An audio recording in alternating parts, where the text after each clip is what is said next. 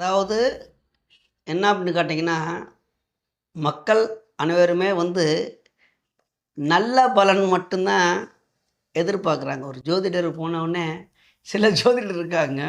எதுவுமே கெடுதலாவே சொல்லி கெடுத்து விட்றவங்க இருக்காங்க. சில பேரு நல்லதும் சொல்லுவாங்க. அதில உள்ள கெட்ட பலனையும் சொல்லுவாங்க. அந்த கெடுதல ஏன் சொல்றாங்கன்னா, "சுதாரித்துக் கொள்ளுங்கள், உஷாராக இருங்கள்." இந்த மாரிலாம் வரும். கொஞ்சம் பார்த்து சூதானமா இருந்துக்குங்க அப்படின்னு சொல்லுவாங்க. அப்ப ஒரு கெடுதல் பலன் எப்படி இருந்தா அப்புட்ன்னு நம்ம பார்க்க போறோம். அது என்னன்னு கேட்டீங்கன்னா, இல்லத்தை இழப்பவன். இல்லம்னா வீட்ட இழக்கக்கூடிய ஒரு காலகட்டங்கள். அது ஒரு யோகம்னு சொல்ல வேணாம். அந்த காலகட்டம் எப்போ வரும்? எப்படி வரும்? ஜாதகத்தில எப்படி அமைப்பு?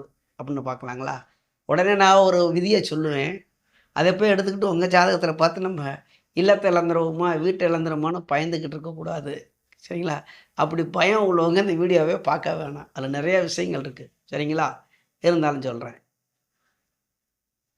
4ஆம் இடத்துக்கு அதிபதியும், 12ஆம் இடத்துக்கு அதிபதியும் சேர்ந்து, பாவரோடையே சேர்ந்து, இயற்கை பாவர்ன்னு சொல்றாங்கல்ல, சனி, செவ்வாய், இது மாரி ராகு, சூரியன், தேய்பிறை சந்திரன் இவர்கள்லாம் பாவர் லிஸ்ட்ல வருவாங்க.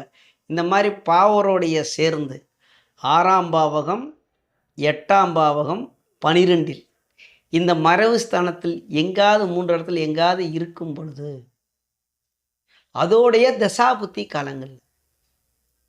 இந்த தசாபுத்தின்னு வருதுல்ல, 4ஆம் இடத்துக்கு அதிபதியோட தசாபுத்தியோ, அல்லது 12ஆம் இடத்துக்கு அதிபதியோட தசாபுத்தியோ வரும்பொழுது, இந்த மாரி இல்லத்தை இழப்பான்.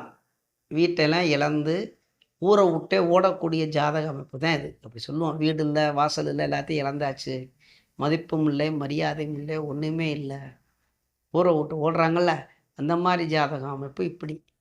இதில எங்காவது ஒரு சுபக்கிரகங்கள் இருந்து பார்த்தாலோ, குருவோ சேர்ந்து அல்லது அதே சந்திரன் பௌர்ணமி சந்திரனாக இருந்து, வளர்பிறை சந்திரனாக இருந்தால், புதன், சுக்கிரன், குருவோட இணவு அல்லது இவங்கெல்லாம் பார்க்கும்போது இந்த மாரி கெடுதல் பலன் வராது.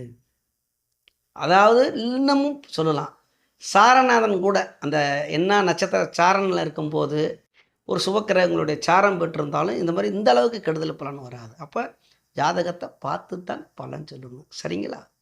நெறையா விஷயங்கள் இருக்கு. அப்ப எடுத்தோனே நீங்க இந்த மாரி ஒரு கெட்ட பலன் அதான் இந்த மாரி கெட்டதா ஜாதகம் சொல்ல எனக்கு பயமா இருக்கு. நீங்க அந்த இதவே பிடிக்கக்கூடாது. சரிங்களா? நன்றி, வணக்கம்.